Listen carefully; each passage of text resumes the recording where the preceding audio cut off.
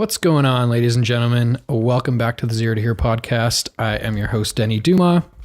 Tonight on the podcast, Professor Simon Donner. He is a professor, as in his name, at the University of British Columbia, specializing in climate change. We kind of talk everything from causes of global warming to effects of what's happening in the world out there right now with global temperature rise. Really interesting to hear his perspective and outlook on the topic. More optimistic and more opportunistic than a lot of the research that I've done, which is kind of cool. Check it out. Let me know what you think. And if you like it or hate it, leave us a review on iTunes and Spotify.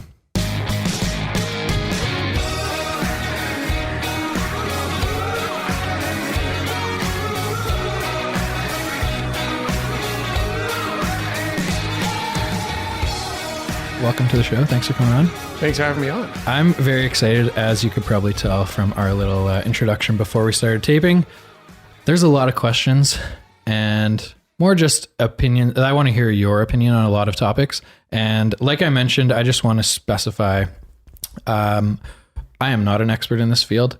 I listened to a podcast recently with David Wallace-Wells on the Joe Rogan show, who is a journalist. He's not a scientist, but he has done a ton of research into what scientists have been saying and wrote a book recently about climate change. I think he posted an article in the New York Journal or something like that as well that had New a York ton Times of Magazine. views. Yeah. In New York Times Magazine. Yeah. Okay. It had a ton of views.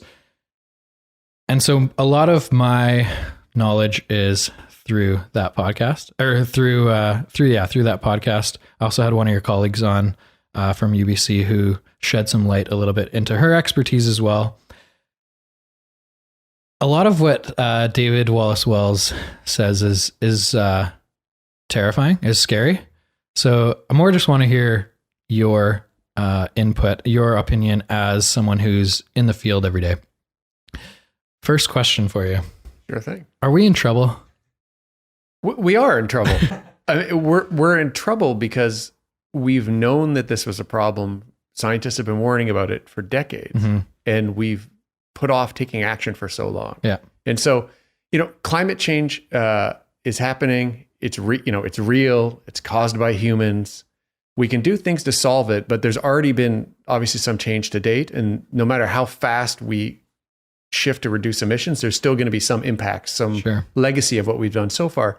And so that alone is worrisome. And one way I think it makes sense for people out here in the Vancouver area to think of it is like the longer we put off taking action, the harder it gets to take, right? So it's like the difference between having like a bunny slope, right? And it becomes like, we're moving into a double black diamond, really, where it's getting harder and harder to avoid the more dangerous impacts because we have to make the transition so quickly. Sure. Yeah. One of the interesting things I thought that he said in the Joe Rogan podcast was that with all the research that's been done by scientists in the last 30 plus longer years, there is a best case scenario outcome and there's a worst case scenario outcome.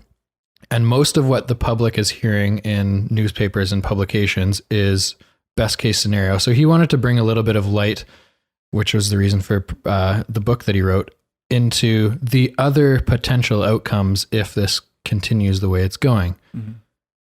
What's the consensus with scientists in the field that you're in contact with? Is it the best case scenario is likely going to happen, or is it more we should be more concerned about this than we are? Well, to make sense of that, I think the first thing to talk about is what David Wallace-Wells means when he says best versus worst case scenario.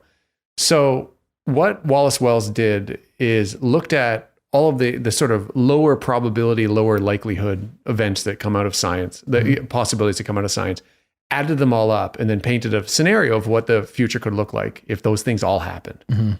And the extrapolation involved in doing it, I mean, to be honest, most scientists don't really love what he's done. But is that right? Yeah, they don't. But I should be cautious to say they don't love what he's done, but a lot of scientists would say maybe there's some value in doing this. And so one of the things to understand is like how to think about is just how we actually make predictions for the future, right? And so what we know about the climate change, that it's caused by humans emitting greenhouse gases in the atmosphere. It just comes from physics and chemistry. It's not a new or separate branch of science. It emerges from what we know about physics and chemistry that's been, the research on this particular subject really started around 200 years ago, and it's just been slowly building over time, right? Yeah. And that's what's led us to where we are today. And so to try to do predictions for the future, we rely on computer models, and all the models are doing is taking our understanding of physics and a little bit of chemistry and a little bit of biology and doing the calculations for us, because you couldn't possibly do calculations at the scale that's necessary by hand. But in order to do projections for the future, it's not just about how the climate's going to change. We have to think about what decisions humans are going to be making. Sure. Right. And so there's sort of two types of uncertainty in like future climate change projections.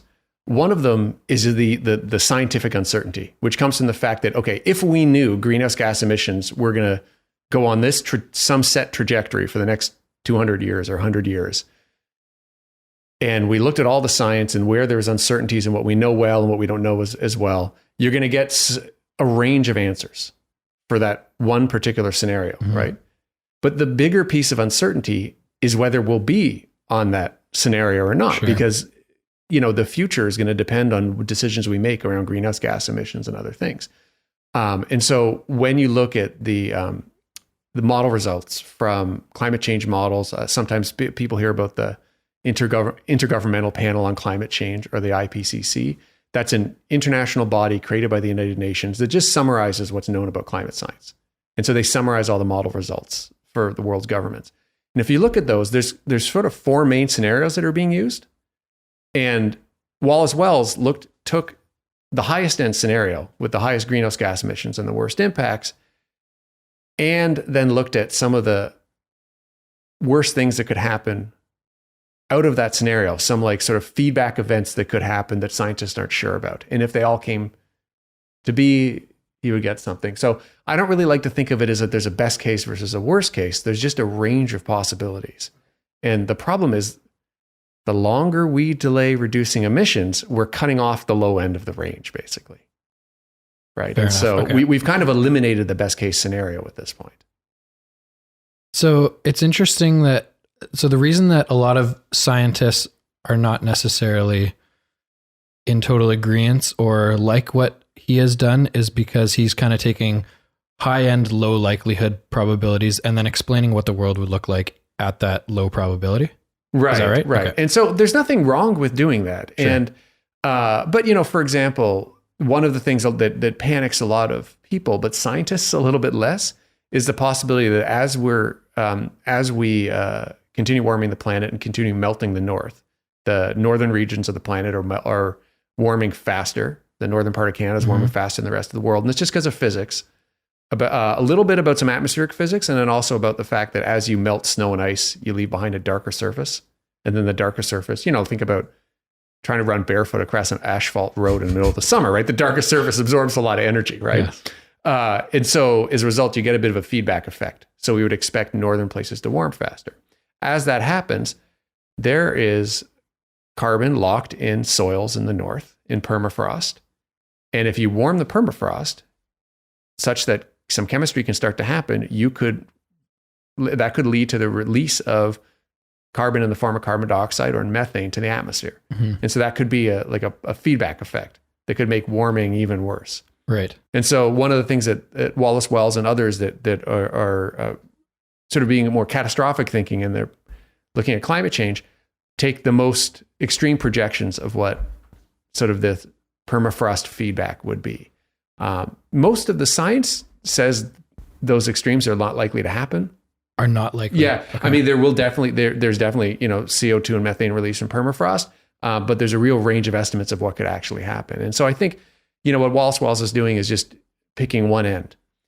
Now, with the place where I'll defend him is that he is correct that scientists do tend to be kind of conservative in what they express. And I think what Wallace Wells is probably trying to do is just say, listen, somebody needs to put out what the absolute worst thing could be.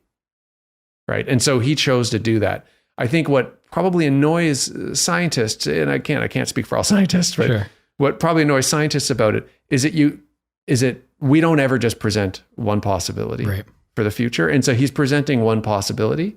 And even though I think he's trying to say this isn't necessarily what's going to happen, that's not necessarily, that might not be how people receive it. Sure. And so it's not, for that, to me, that's a bit of a questionable way to communicate.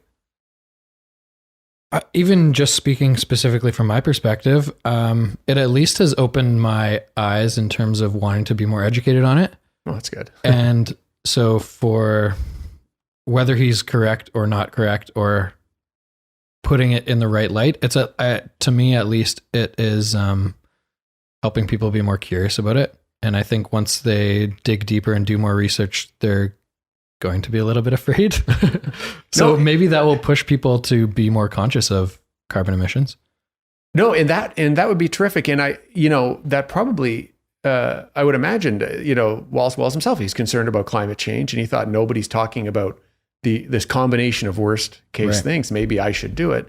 He probably had exactly that in mind. Maybe it'll get people motivated. And so I applaud that. If it's effective. The only thing that worries me really about expressing the catastrophic scenario without possible alternatives is that sometimes you can scare people into paralysis.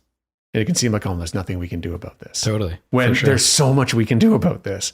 And so that's where I get a little, where alarmism, I mean, we should be alarmed about climate change, but really extreme alarmism, I worry that it can actually be kind of defeatist. Sure. Yeah.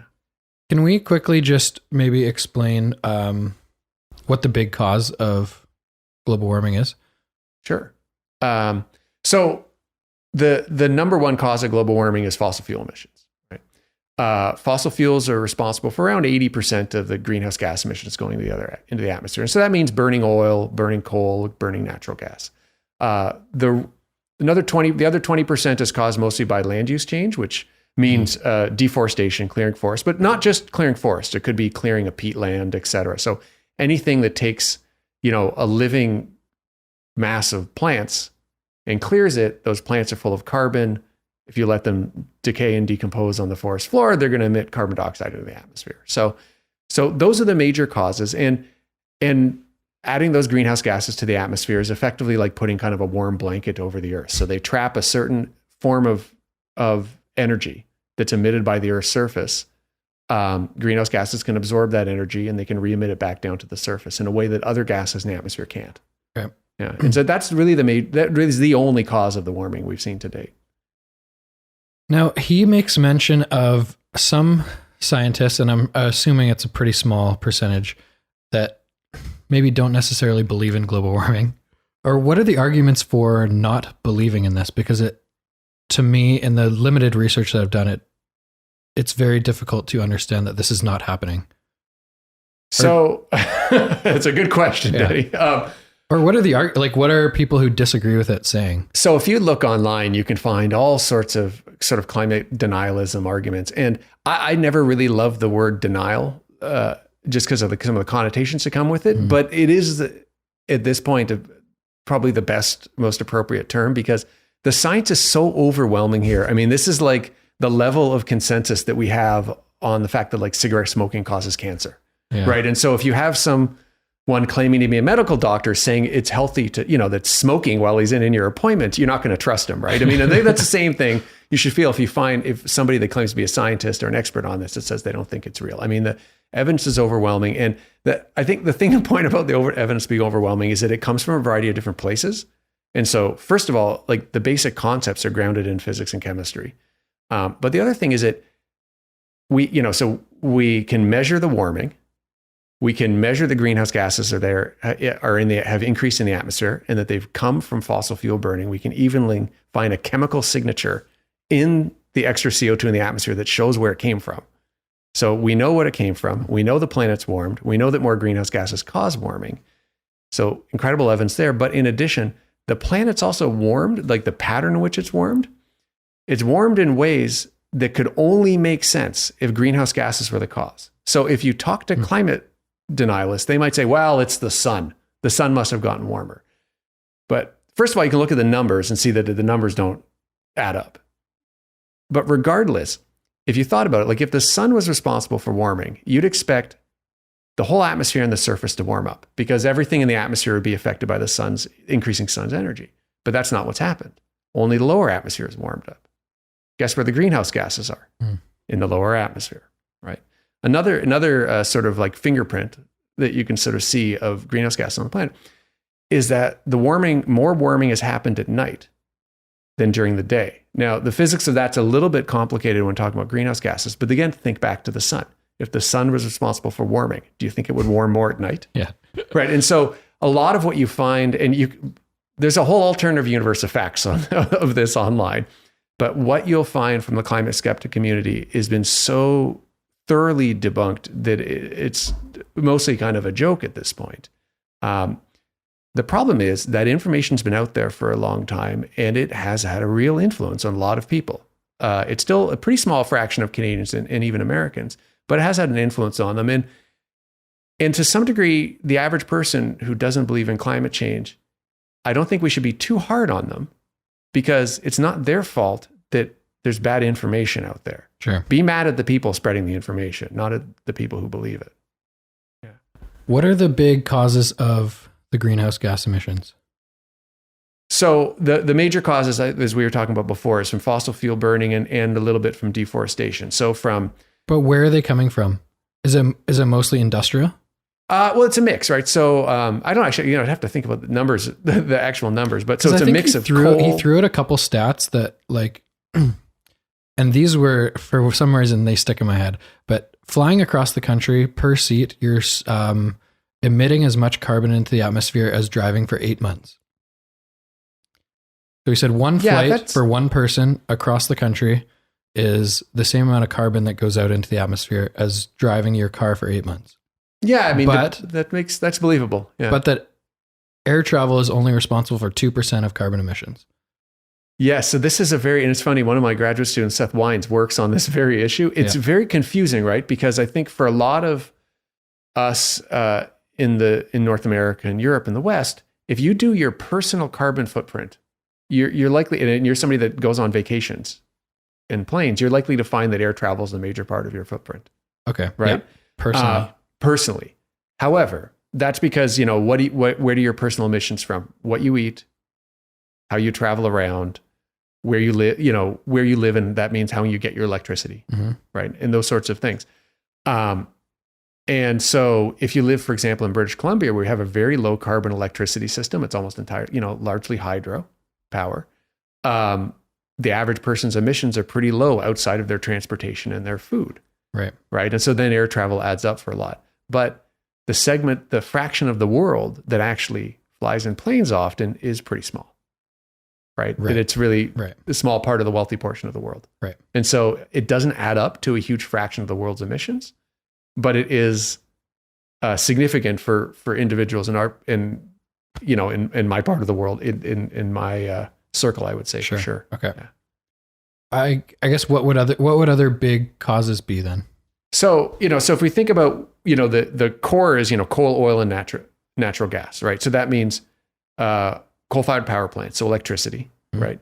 Coming from coal, which is not that common, and not in BC, a little bit in Alberta, a little bit in Eastern Canada, and then a lot in the United States, China, and other countries. Oil, obviously, for vehicles, right? Transportation, and it's not just personal transportation, right? We have to think about trucks and shipping, right? So within Canada, it's about 50-50 personal transport versus freight in terms of greenhouse gas emissions. Natural gas is for heating, also for electricity as well, and a little bit for vehicles. So there's a mix of the three. Where it gets complicated is it depends like how you decide to divide it up. So for example, like agriculture is responsible for about at least a fifth of the world's greenhouse gas emissions. And that's because growing food means using machines, and those machines use oil. So that's some of it. But the other part is that we clear land to grow crops, and so that releases emissions. But also the actual, we graze animals, and the animals themselves produce emissions. They produce methane and nitrous oxide, as do all of us. But we've added more cattle to the planet, so we're responsible sort of for their emissions. And so if you add those things up, agriculture is significant. But so if you really think of it, agriculture, electricity, transport, big ones. Within Canada, it's about a quarter industrial oil and gas in industry, and about a quarter transportation, and then a mix of other things after that. What, I guess if we look back at the last 30 years, which according to my limited research again, is when a lot of the global warming has taken place. Is that correct? Yeah, I mean, the planet's been warming since the mid 1800s, but it's accelerated in the past 30 years. So that is true, yeah. What have we seen globally in terms of the effects that the Earth's warming is having in the last 30 years? So, I mean, the effects of global warming, I mean, they really are worldwide, not just in the sort of the average temperature, but warming in almost every part of the planet. And then all the sort of things that come with warming. So, for example, the warmer that air is, the more water it can hold. And it's a relationship that comes out of physics. Mm-hmm. It's about, for every 1 degree Celsius, you can hold about 7% more water. So we can measure this. The humidity, or specific humidity is the technical term, has gone up on the planet. There's more water in the atmosphere, which means that when it rains, it should rain harder. And we see there's more extreme rainfall than there used to be, right? We see more extreme heat waves. Obviously, that's not surprising as the planet's getting warmer. There's some evidence for changes in droughts as well, summer droughts as well. And then all the things that come with warming. So the snow line in the mountains moving up, right? Glaciers shrinking, ice cap shrinking, lakes. I for many years, my family, I'm from Ontario originally, we play very, very poor hockey out on the ice on New Year's Eve, like really bad. And the length of time the lakes are frozen in the winter is getting shorter and shorter, right? And we can see this even with when cities decide to create the ice rinks, like the urban ice rinks in Canada, that season has gotten shorter, right? So there's all things like that. And then there's all the sort of biological implications, right? So if it's getting warmer, you would expect plants to maybe start flowering earlier, and they have, right? You'd expect to see things migrating to higher latitudes, but also higher altitudes species, right? And we see that as well. And then the things that are really worrisome to me are places where there's sort of thresholds. So there are organisms that have thresholds. You go behind a temperature and it's hard for them to survive. And so one of the things I study is tropical corals, like in coral reefs. And the reason I came to studying that as a climate scientist, somebody who was good at physics, is because they're so sensitive to temperature. And so we study this process called coral bleaching, what happens to corals when they're exposed to really warm water temperatures, right? And my research group has a database of coral bleaching events around the world. And before 1990, there's about 30 or so, I can't remember the exact number, reports in our database. And since 1990, we have around 15,000. Wow. Right? Just showing what that is, that's temperatures bumping up above the threshold more often. And so this happens to corals, and they can survive it, but a lot of corals will die as a result. And that's why sometimes when you hear headlines from the United Nations about the effects of climate change, they're always warning about coral reefs because they're one of the ecosystems most, with like the nearest term threat. Right? And so those sorts of things where there's some system in the planet that's really sensitive to a small change, that's where we really got to be worried. What, I guess this is a good segue here. What is your background in climate change? How come you got into it? And you mentioned coral reefs, but what kind of research have you done in your career? No, it's great. Thanks for asking. My own background, I'm, like I said, I'm Canadian from Toronto. I think I like a lot of Canadian kids, I grew up around the water a little bit, not the ocean, but lakes. And I was always interested in what was going on outside, but I was good at math and physics. And so when I went to school, I decided to sort of study. I started off studying physics and then realized I think I wanted to study something about the planet. And so a chance to do that, the combination of the two is atmospheric science, which is physics, but it's about the atmosphere. Okay. And so I went to graduate school, and I ended up, after looking into a few different things, I did a PhD in atmosphere and ocean sciences, which is what most people who would become climatologists or climate scientists, that's what they would study. It's also what people who become meteorologists, like doing weather forecasting, not necessarily the person on television, although sometimes, them as well. So I did that training, and so I did I studied all of the physics of how the atmosphere works, which is, how the greenhouse effect works, all those sorts of things, how air moves around, so fluid dynamics, all these sort of stuff, chemistry and everything. So we studied those things, but then I didn't actually work on that. Like, there are many scientists that's what they then do their research on. I took that knowledge and used it to study how the climate impacts other things. Okay. And so I started by looking at how, as a PhD student, I was looking at how dead zones form. So areas of really low oxygen on the coast of the ocean. And I was curious about the role climate might play and other things might play. And so I started with that. And then when I left and I finished my degree, I had a chance to work on something. I had a chance for a research job where I just had to work on something that was a potentially dangerous impact of climate change. And knowing the research on coral reefs, I said, we should be studying this, because if from a policy perspective, the world's governments are trying to figure out like what level of warming is not acceptable. And one of the definitions that have been suggested is, well, we don't want to lose some major ecosystem. And so coral reefs are so sensitive to climate change. I said, well, I talked to the person I was working with, said we should study corals and try to see if we can figure out a range of at what level of warming are corals under severe threat, because then that's the level of warming you want the world to avoid. So I'm not a marine biologist. I did not come out as a marine biologist. I still think marine biologists are cool, and I wish I was one. But from like a policy perspective, thought this was an important thing to study. I didn't know that doing that would mean having to learn some marine biology, and in the end it did. But yeah, and so that led me sort of to a little bit of the work we do today. Okay. Yeah. What can you talk a little bit about that and the research that you've done with coral? Sure. So I guess you mentioned a little bit about, like, they're very susceptible to climate change. They're very, they get affected by it quickly. But what does that mean for, I guess, the greater ecosystem? No, it's a really important question. So corals are really unique creatures, right? I mean, if you're playing like 20 questions and somebody said, is it animal, vegetable, or mineral? The answer would be yes, because corals are animals, but they're basically like sedentary jellyfish. They don't move around. Okay. But they calcify. They build bone. It's calcium carbonate, just like our bones. Really? But that's what a coral reef is. The reef part. Yeah. They're building the reef themselves.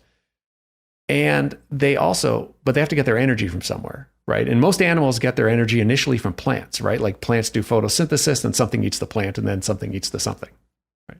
And so corals live in symbiosis with little tiny plants, basically like microscopic algae, live in their tissue. The algae do the photosynthesis and then give the products of that to the coral. So the coral gets some food. The waste from the coral goes back to the algae to fertilize the photosynthesis. They've got a good arrangement. So you've got this whole thing. And so with that, from that symbiosis, they can build these incredible three-dimensional structures, which is the stuff Canadians see on tropical vacations. Mm-hmm. We see in Finding Nemo, et cetera, right?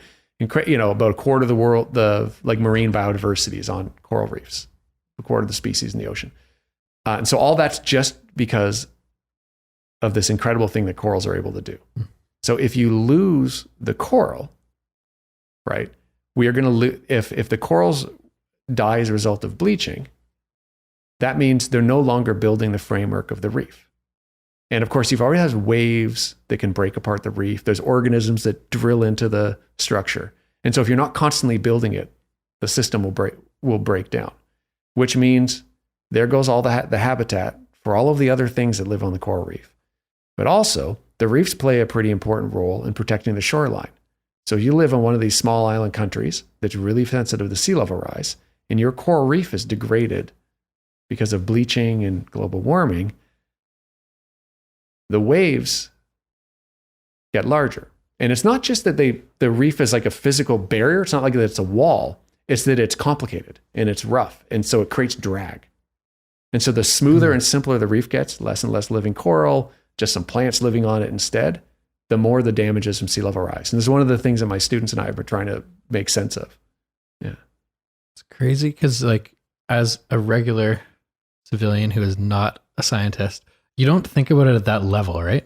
You think, oh, geez, I'm seeing more forest fires. Oh, geez, there's more hurricanes than there were 5 years ago. But like, how's it all connected, right? Yeah. That's the thing. Yeah. More flooding. And I guess that is...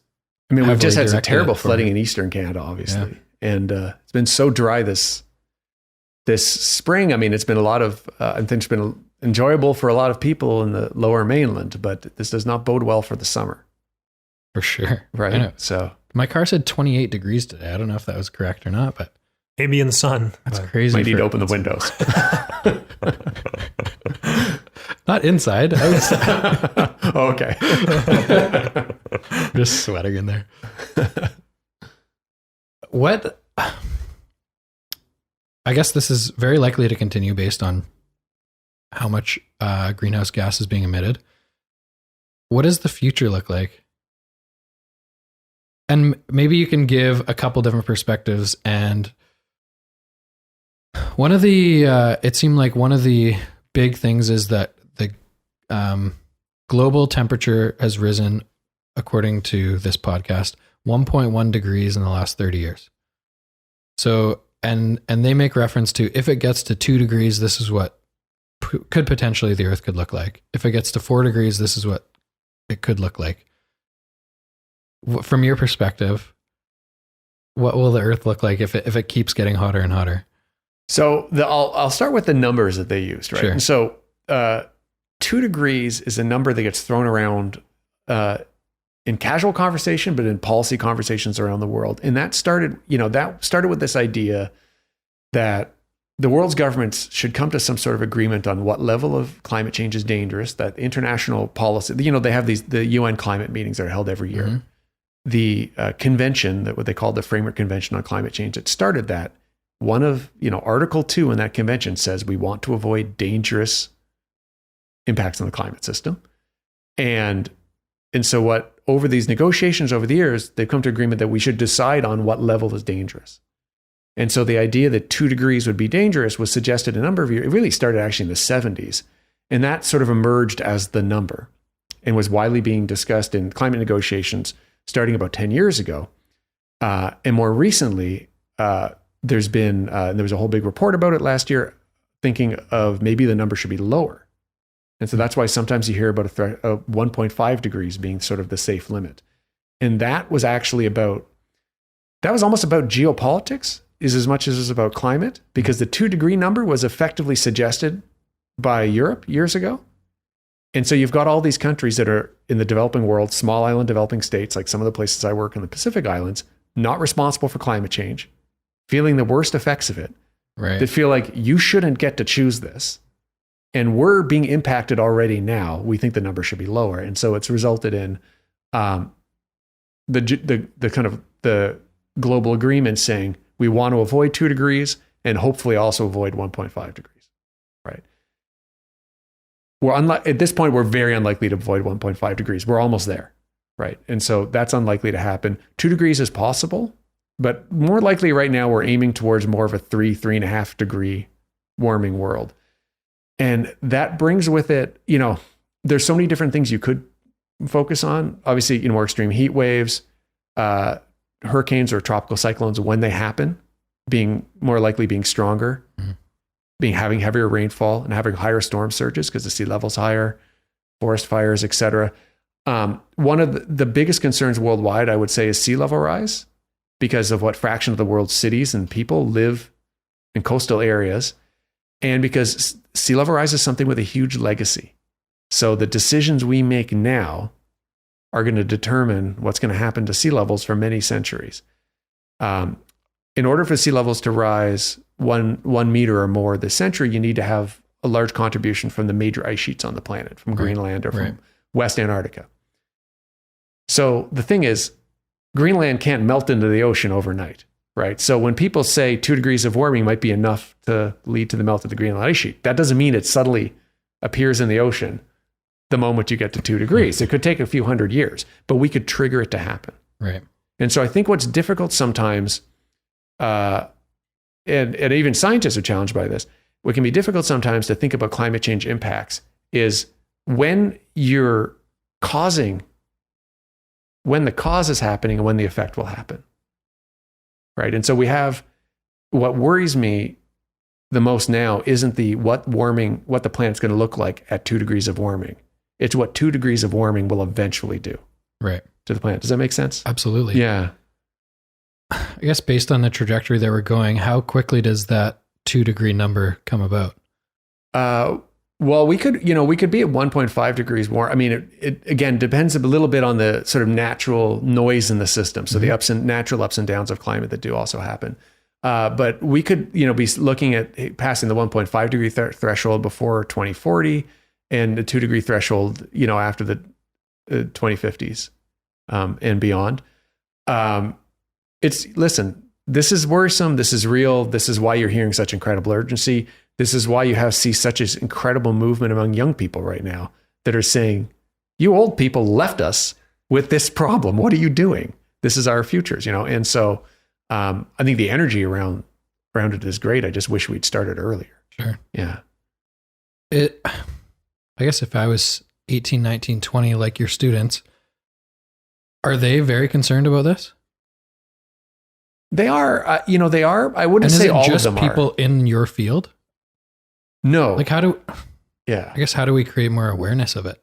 Well, I say one thing that's really interesting. So I obviously teach classes about this, right? And so I just finished a semester in which I taught 2 classes. One of them was called Climate Change, Science and Society. The other one wasn't specifically about climate change, but had elements of it, because you cannot talk about, you can't teach. I teach in a geography department. You can't teach any of our subjects really without talking about climate change in some way, because not just all the physical and biological changes is happening, but the politics of the issue, the power dynamics, right? Think about the federal politics, and Canada right now is dominated by fighting about what we're doing or not doing about climate change, right? So it's really hard to avoid the subject. I'd say all the student body is largely really interested, and the fraction of the students that are highly motivated has increased over time. I wouldn't say everybody's highly motivated, but UBC, Grace Nozek, a student at UBC, started this group called the Climate Hub, which was sort of bringing together all the different students and groups on campus that were thinking about the climate change.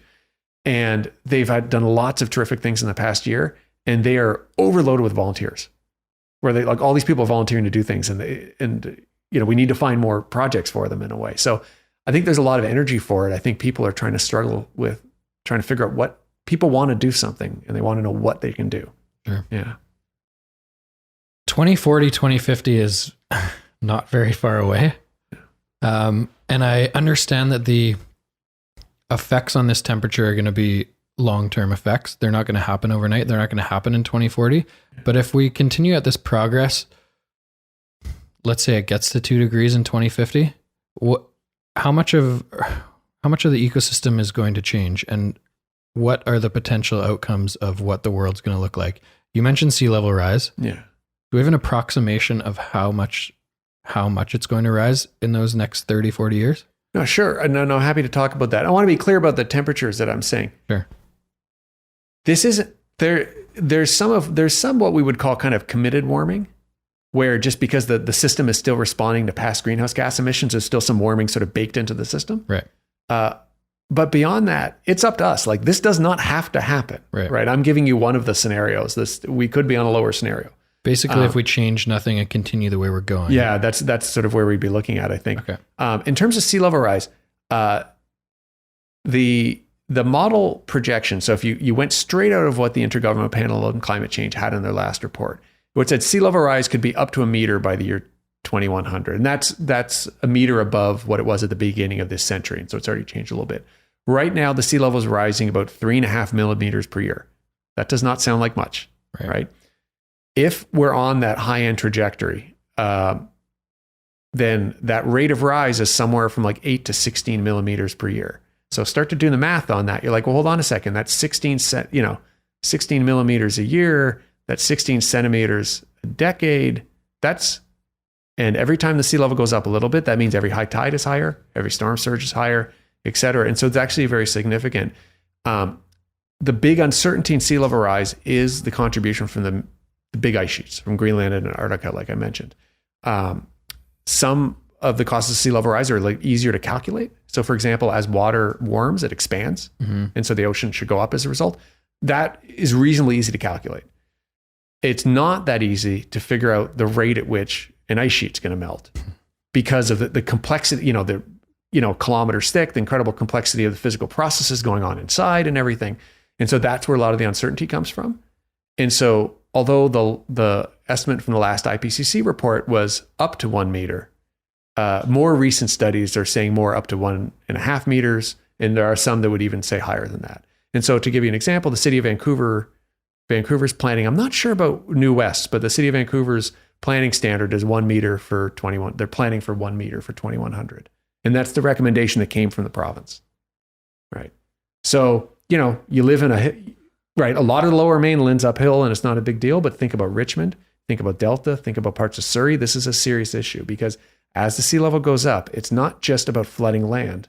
It's every time there's a higher tide, that means more salt water getting into the ground, right? It means the Fraser River gets a little bit saltier, and that's where farmers get their irrigation water in Delta. So there's cascading impacts from this.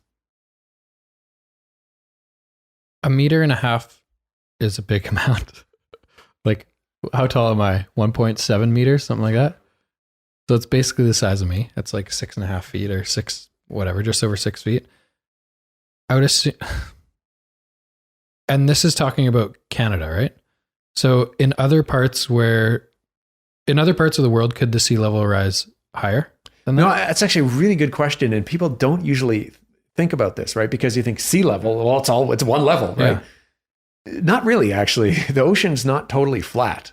And sea level rise will vary a little bit around the world. In fact, in British Columbia, our latitude on the west coast in the Pacific and a little bit in the Atlantic as well should expect sea level rise to be a little bit higher than the global average. And it's a little bit just because of the gravitational field of the Earth and where the melting happens from. So you think about the fact that the extra water is being added closer to the poles. Right. And how that then deforms the height of the ocean a little bit. And so there's some physics to that.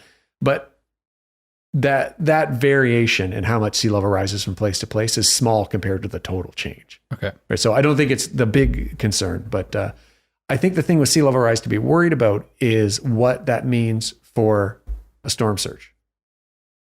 Right. So every time we have one of these winter low pressure systems that comes into the lower mainland, right, the storm surge can be higher than it used to be. Right. And we looked at, if you think we're lucky enough, of course, not to be affected by tropical storms, right, with hurricanes, right? Yet. It's highly unlikely we could be affected by a hurricane for a variety of reasons, but places that are, this is a big issue, right? You look at Hurricane Sandy and all the damage it did in New York City, right? Mm. Hurricane Sandy was barely even, technically actually not a hurricane when it actually struck New York, right? It was Category 1 and it had just dropped below Category 1 right when it made landfall. And the storm surge did a ton of, I used to live outside New York City. The storm surge did a ton of damage in lower Manhattan and parts of New Jersey, including destroying the surf shop where I bought my board years ago. And, incredible effect on all these people that live in the New York and New Jersey area. And the way to think about it is that storm could have happened with and without climate change. But if that storm happened in 1890, the storm surge would not have been as high. Mm. Right. And so maybe climate change didn't create the hurricane, but climate change made the impacts of it worse. Right. Right. And so that's with sea level rise. What worries me is the impacts of the extreme events, really, in a way. Are there some cities that become unlivable in North America? That's a really good question. And I think I'll step back from it actually a little bit to think about it.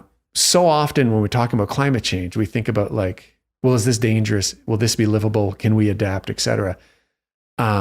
There's not really one right answer because this isn't something that's just about science, right?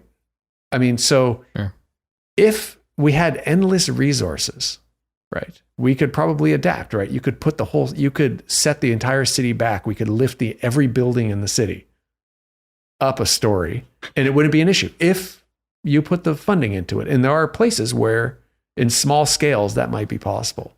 Right.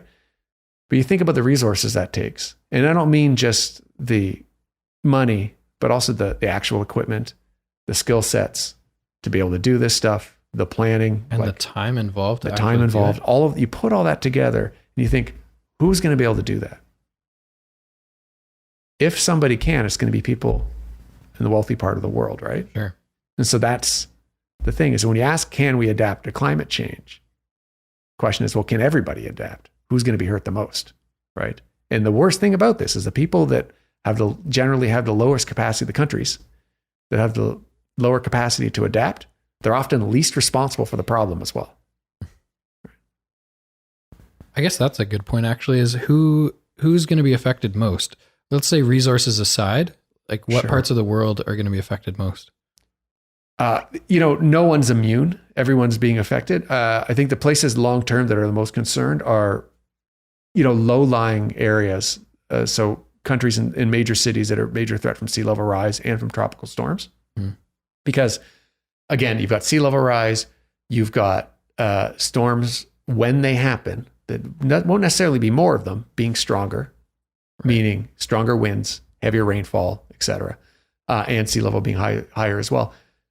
So that means places like Bangladesh, right, which is a country of over 100 million people, a lot of them living very close to sea level in the delta of the Ganges, Brahmaputra.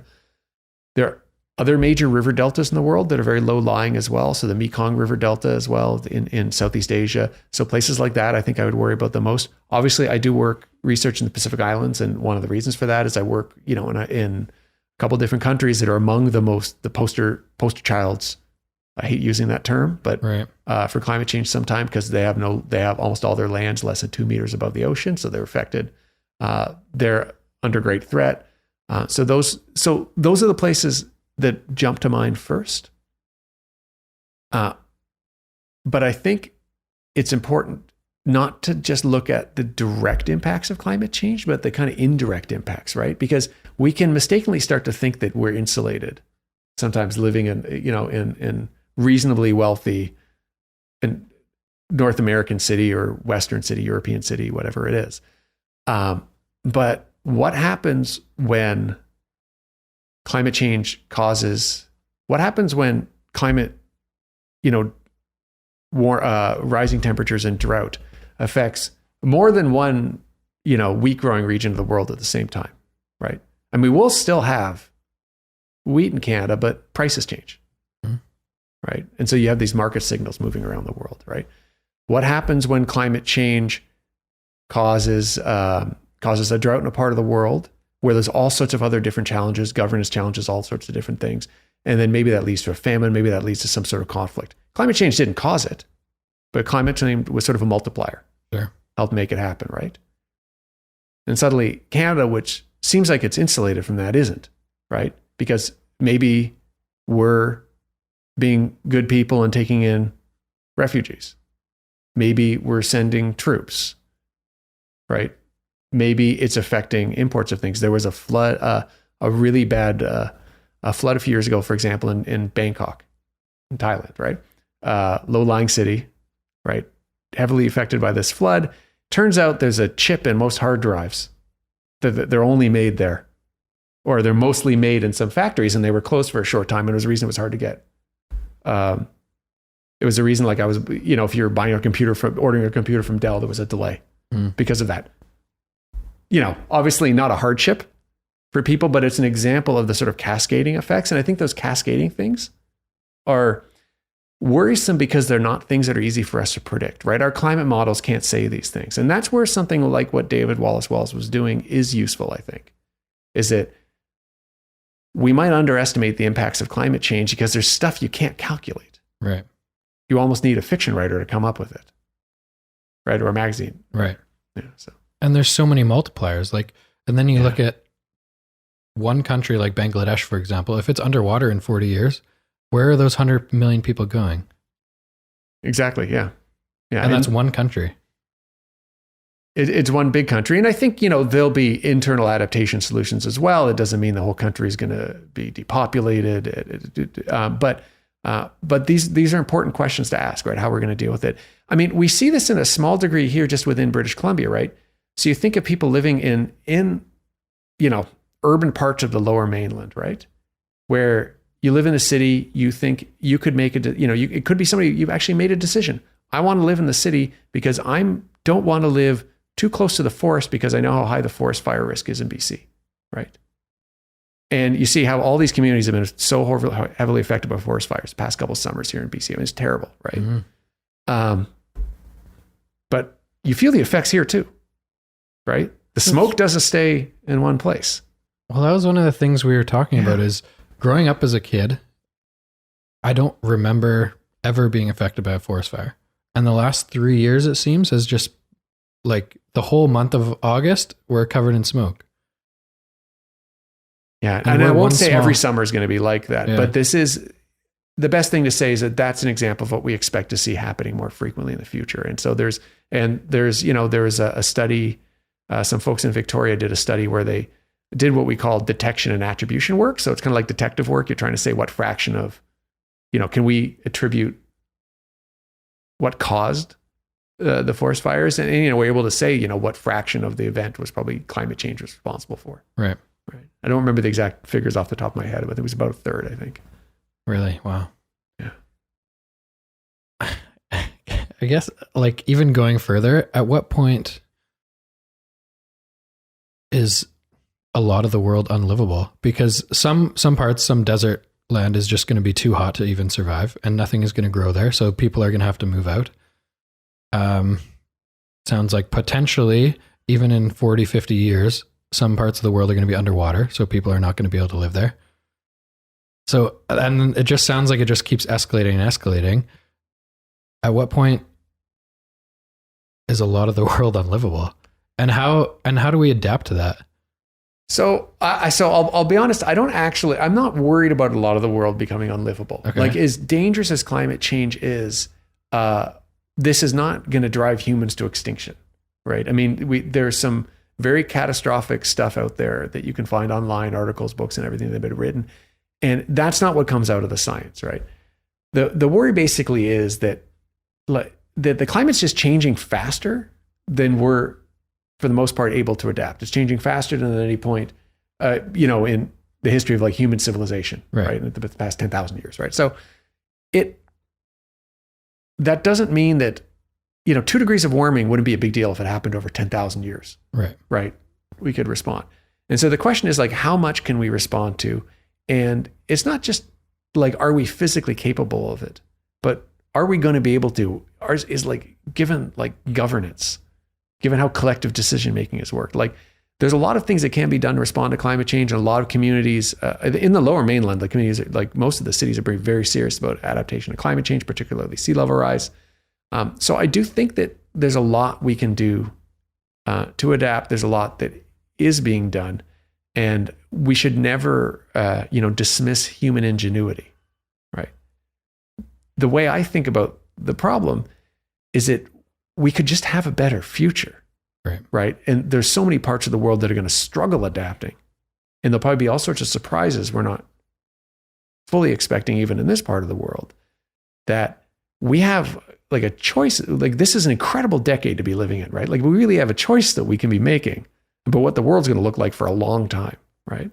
And on one side, where we seriously address climate change, reduce greenhouse gas emissions, there's all sorts, not only do we not get all these dangerous impacts of climate change, but we get all sorts of other positive things. And I think that's the story that's missed sometimes, that most of the actions that are being suggested to take to address climate change are good ideas anyways. Right. Yeah. And I'll point out one, right? Sure. So, and I apologize if anyone watching this has heard me say this before, but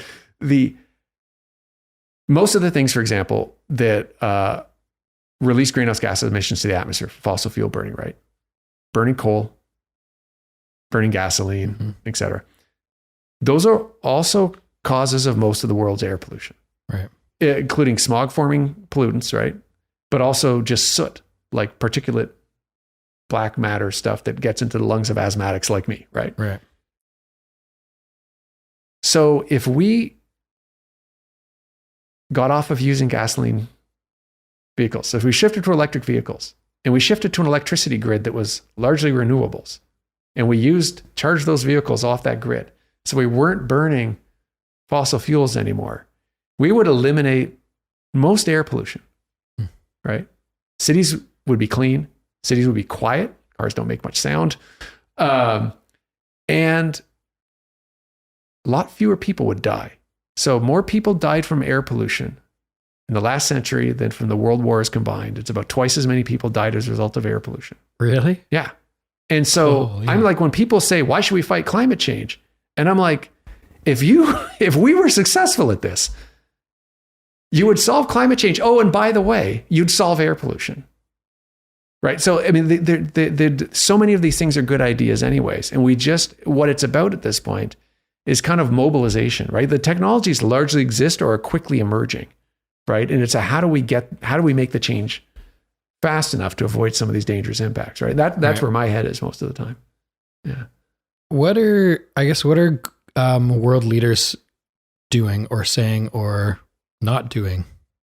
Are a lot of the world leaders on board and effectively trying to make this better? Because I would think it's tricky. I would think a lot of the people who have power in terms of setting policy to reduce these types of emissions are concerned about the financial impact. Yeah. They make a lot of money burning fossil fuels. Yeah, I mean, you have the financial impact. I would put even shorter as one of the challenges is that you just have the electoral impact, which is that you're only in office for 4 years. What does fighting climate change win you? Because if you're successful, there's not something tangible that happens. Yeah. But which is why I think it's so important to talk about the other reasons to do this, right? And so if you go back to when Obama was in office, right? When they put together their amendments to the Clean Air Act to severely cut down pollution from coal burning power plants, which the Trump administration has since removed. But when they put that together and then they announced it and they put together infographics and everything on it, it was all around how many lives it was going to save. Right. And okay, there was some marketing to that, but it's smart and true, right? If they reduced coal burning for climate reasons, you also get rid of some of the air pollution that's caused by burning coal. Right. And that does save lives. Right. And so I think for world leaders are reluctant, they need to think about what are the other good things we're going to get from doing this sometimes. And we're just, the 4-year political cycle is tough when we're dealing with long-term problems. If nothing changes in the next 30 years, is there much technology or are they working on technology to reduce carbon in the atmosphere? Oh, it's an interesting question. So there's, removing, like scrubbing carbon dioxide out of the atmosphere is possible, but takes an enormous amount. So there are people have invented like machines that can do this, but they take an enormous amount of energy. So the energy out, the energy in could be greater than the energy out. And of course, where does the energy come from? Exactly. Right. So at this point, it's not affordable. It's not feasible at scale, but there is, there's I think 2 plants in the world that do this. And one of the first ones is in Squamish. A company's called Carbon Engineering. It's based in Squamish. Interesting. Yeah. Okay. It came out of a guy named David Keith at the University of Alberta. Alberta, I think? Alberta or Calgary, forgetting where he was. And he's also at Harvard. Sort of initiated it. And what they do is it, takes CO2 out of the air using this complicated scrubbing and filtration system and makes pellets out of it. Okay. So you could think like wood pellets, which you could then use for fuel. So that works. Of course, as soon as you use them, you're burning it back. Right. And so the trick is, if you want to reduce the carbon dioxide in the atmosphere, you need to scrub it out of the atmosphere and then bury it in the ground. Right. Not simple. Right. It's not to say that we won't ever devise a way to do it, but also it's going to cost money. And so in order for it to be worthwhile, you can't lean just on innovation to make it happen. We need government policy. Like there would need to be, as a start in Canada, and we have in British Columbia, a price on carbon that made it worth it for somebody to do this. I'm not terribly optimistic this will be scalable technology, but it is possible. Actually, if you think of, go back to the Apollo spacecraft that went to the moon, right? You had 3 guys crammed in this really tiny space, breathing out carbon dioxide, right? After 3 days, the air, 3 or 4 days, the air in the spacecraft would be toxic. It could kill you. So they actually had a CO2 scrubbing device in the spacecraft. Okay. But that was possible because the air, when the concentration is really high of something, it's easier to get it out. But CO2 levels in the atmosphere though a big influence on climate, they're very small concentration. So it's really hard to remove it. Have they effectively tried using this technology or no? No, it works. I mean, much. it's operating as Squamish, so it does actually work. I'm not an expert in the chemistry of it or anything, but it's what I would call like a demonstration plant. Right. And there's nothing like this is being done at scale yet.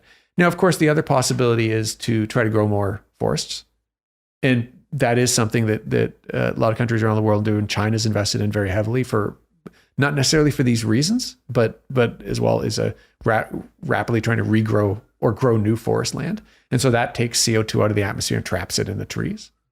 And so that works, but that could only deal with a small fraction, like with a fraction of the problem. There's not enough land available to grow trees on, even the most high efficiency trees, to pull all the CO2 back out of the air.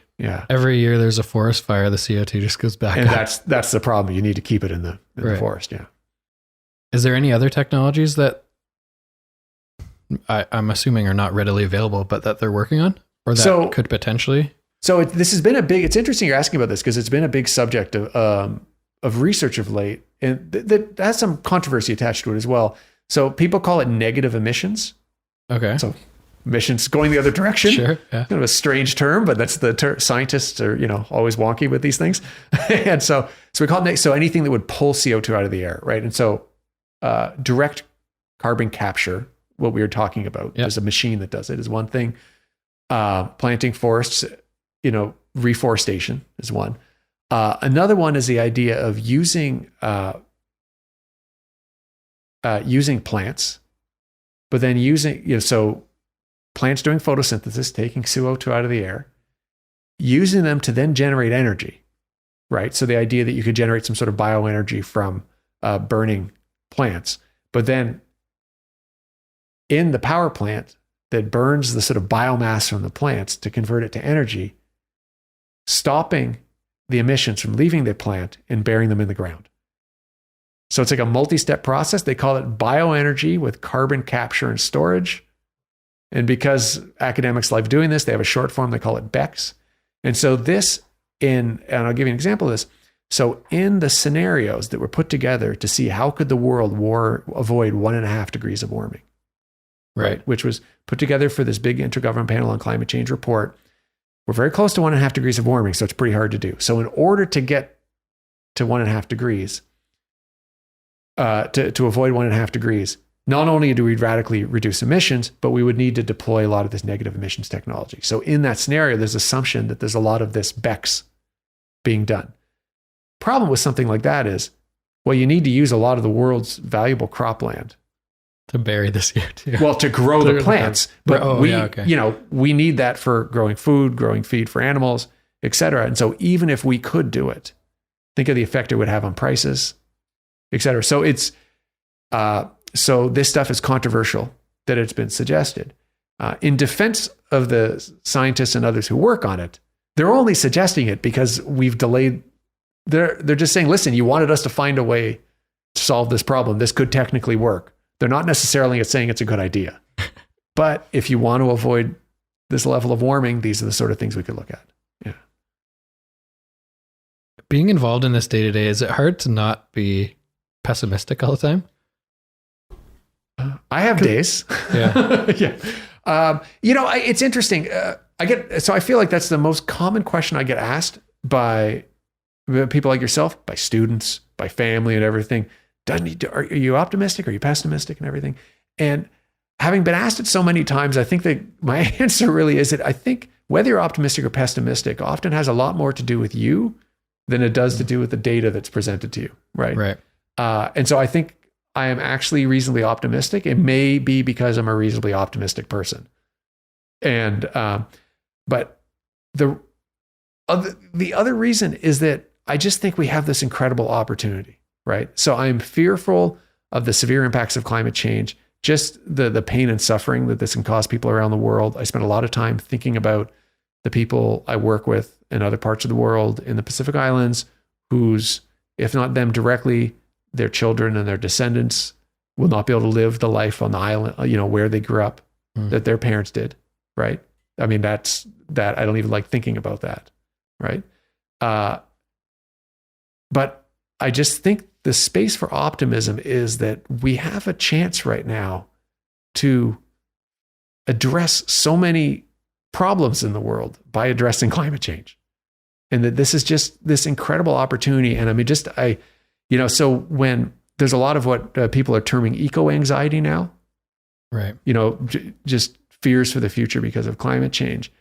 And I'm just like, I think we don't need therapy sessions so much. We need pep rallies, because this is like the opportunity of a millennium to sort of shape what the future is going to be, right? And as I tell students this all the time, I'm like, listen, I know this is scary, but your generation has the chance, hopefully together with my generation, to fix this, right? And like, this is going to be what's in the history books, right? I mean, there won't be books, but in the history devices, whatever they are, I don't know, and so that's what makes me optimistic, right? I mean, I'm certainly scared about some of these dangerous impacts of climate change, as I said, but there's just such a great opportunity right now to address this problem, which, to be honest, we didn't cause on purpose. It's not like the world did this on purpose, right? Yeah, absolutely. Right. At this point, we're kind of doing it knowingly. Sure. But at least it started innocently. Yeah.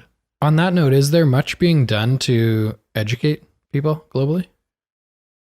I think there is. I think one of the things that there's a lot of research on how to educate people about climate change.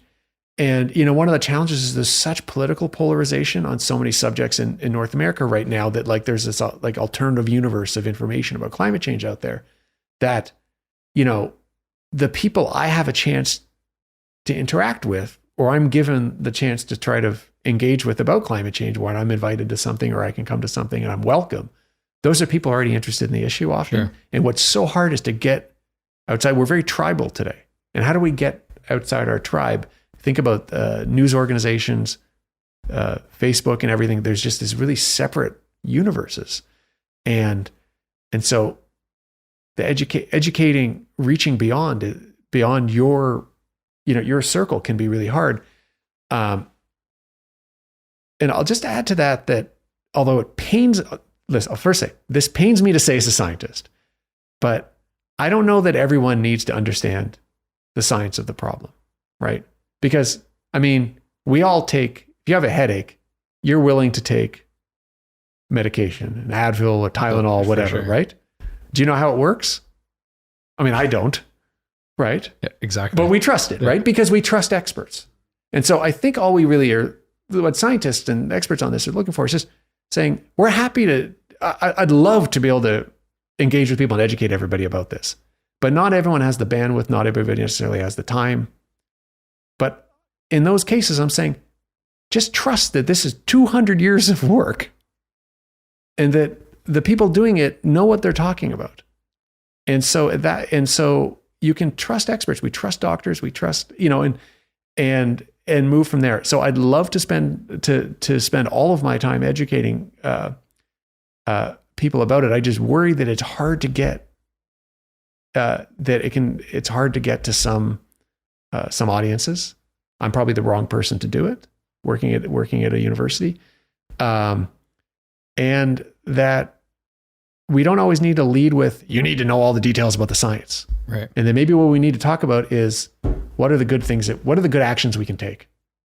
Right. And why are these good ideas for all of us? Right. Going back to that analogy though, use Advil or Tylenol, whatever. If you have a headache, 30 minutes later, you don't have a headache anymore. So there's an actionable result that comes after it. Whereas it seems like no matter what we do today, the result, like we were talking about, is 100, 200 years away. Mm-hmm. I think that goes into people's minds that, it doesn't really matter what I do today. Or maybe what I'm doing today has no effect. No, I think it does. I think you're 100% right. That, and just in the way it does for politicians to think, there are political parties and individual politicians say, well, listen, this isn't a winner for me in 4 years, within the next 4 years. So why am I going to work on it? Not all, obviously, but some do. So in individual people, there's tons of evidence that happens, right? That we heavily sort of discount the future. We don't think it's worth as much. is, a dollar today is worth more to us than a dollar 10 years from now. So why am I going to worry about a decision in the future? The only thing I'll say is that there are cases where we are able to make those decisions. So most of us are able to save and put money in a pension plan, right? And we're not, that is not a logical in the moment decision, right? You'd rather spend the money now, but we recognize it's worth investing in the future. Sure. We recognize, and we put tons of energy into investing in things for our children and our grandchildren, right? And so I think sometimes when talking about climate change, the best thing we can do is try to use these sorts of analogies and say, well, hold on a second. Think of it like this other problem you've dealt with. Why do you do that, right? Why do you buy fire insurance? What are the odds of having a fire? That's a good point. Right? The odds are very low, but it would be catastrophic. So it's worth buying insurance. Right? And so I just think that sometimes we shouldn't get too bogged down. And again, it pains me to say this as a scientist, but the scientists often get so bogged down in trying to make sure everyone knows every detail of the science, instead of thinking about what part of this problem is most important to people. Sure. Yeah. That's a good point, actually, because it's the same with food, right? You hear, oh, this is good for you. Kale's good for you. Eating green salads is good for you. What percentage of people actually go through the process of understanding why is this good for me? They just listen to nutritionists, experts on nutrition, and say, oh, if that person says it's good for me, I better eat that stuff, right? Yeah, absolutely. And I think it's, the thing that's important, and I said before about, you should trust the experts, but I think where that gets hard sometimes is what we've done, scientists, and I think just, the high school and junior high level, we don't do a great job of explaining how science works. And I think often it's more important to teach the process than to teach the findings, right? And so, it's not about trusting one expert, right? It's not that I work on this subject and I know what's right.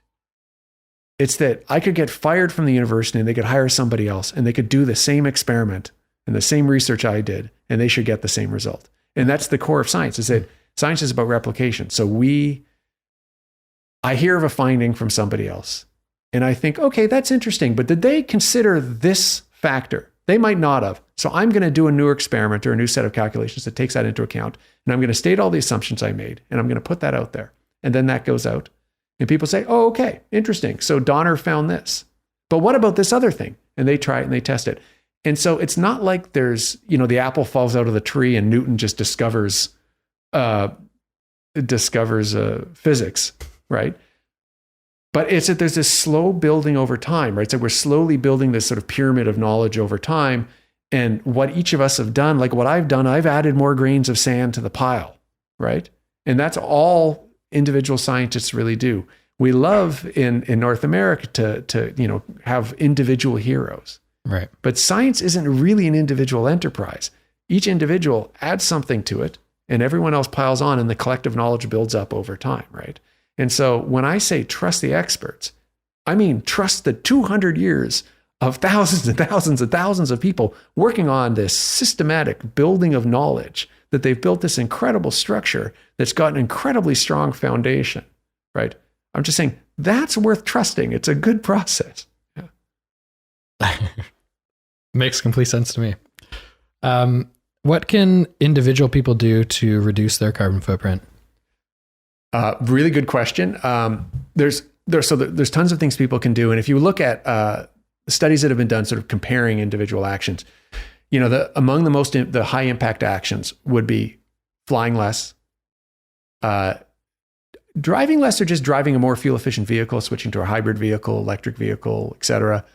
And choices you make around diet, which is generally about eating less meat. I think there's a misconception that it's about where your food comes from, like how far the food traveled. And obviously that has emissions associated with it.